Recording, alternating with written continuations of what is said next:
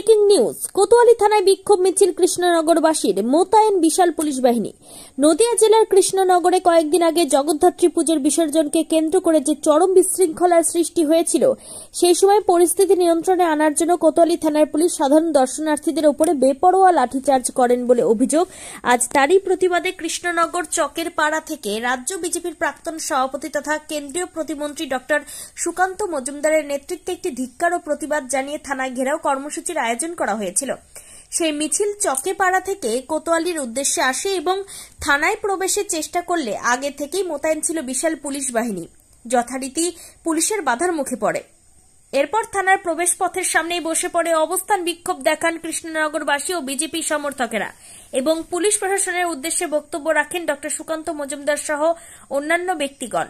হুঁশিয়ারি সুরে সুকান্ত মজুমদার বলেন, যেভাবে আইন শৃঙ্খলার অবনতি হয়েছে এর বিরুদ্ধে ব্যবস্থা না নেওয়া হলে ভবিষ্যতে আন্দোলন আরো বৃহত্তর হবে এবং নদিয়া জেলার এসপি অফিস ঘেরাও কর্মসূচি পালন করবেন।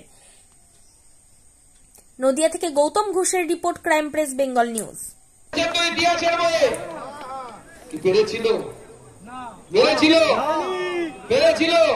তখন তো বাংলার মসনদে হুসেন শাহর মতো লোক বসেছিল, আর এখন ভারতবর্ষের রাজা নরেন্দ্র মোদী বসে আছে, তার বাপের বেলার ক্ষমতা নেই, এখানে হরিনাম সংকীর্তন বন্ধ। আর যেভাবে কৃষ্ণনগর থেকে প্রত্যেকটি পুজো কমিটিকে, জগদ্ধাত্রী পুজো কমিটিকে থাকবে যে সে কে, তার পরিচয় থাকবে। তারা স্কুটি নিয়ে, বাইক নিয়ে বিভিন্ন জায়গায় ঘুরে বেড়াচ্ছে আর নিজেদেরকে ব্ল্যাক ক্যাট মনে করছে। মানে ব্ল্যাক ক্যাটটা দূরের কথা, আমরা ব্ল্যাক ডগের পর্যায়ে পড়ে না, ওই জায়গাতে পৌঁছাবে না। আজকে এখানকার আইসি যেভাবে খিস্তি দিয়েছে, আমি তো অবাক হয়ে গেলাম। এখানকার আইসি এখানে পড়ে আছে কেন? মমতা বন্দ্যোপাধ্যায়কে তো এটাকে তুলে নিয়ে যাওয়া উচিত, প্রমোশন দেওয়া উচিত, এবং যেভাবে উনি বঙ্গরত্ন রত্ন কি সব দেন না, সেরকম এনাকে খিস্তি শ্রী পুরস্কার দেওয়া উচিত, খিস্তি শ্রী পুরস্কার দিয়ে এনাকে সাজিয়ে রাখা উচিত। চলে যান। আজকে এই জেলাতে আসার পর থেকে আমি শুনতে পাচ্ছি পুলিশ একের পর এক অত্যাচারের কথা।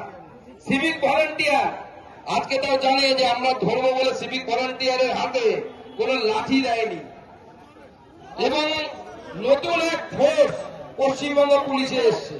বেশ কিছু মেয়েকে, ছেলেকে, অল্প বয়সী, তাদেরকে কালো জামা প্যান্ট পরিয়ে কি বলে কিনা, তাদের কোথাও ব্যাচের নাম থাকে না, যেখানে নিয়মে পরিষ্কার করা হচ্ছে প্রত্যেকটি পুলিশ অফিসিয়াল শুধু নয়, অন্যান্য অফিসিয়ালদের করব, সেই জন্য আমরা প্রস্তুত আছি।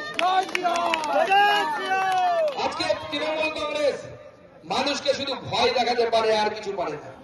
আইন শৃঙ্খলা পরিস্থিতি মেনটেন করতে পারে না। নিজে পুলিশের একজন অফিসার, ভারপ্রাপ্ত অফিসার বলছেন যে আমরা 24 জন পুলিশ মিলে আমাদের 24,000 লোককে সামলাতে হয়।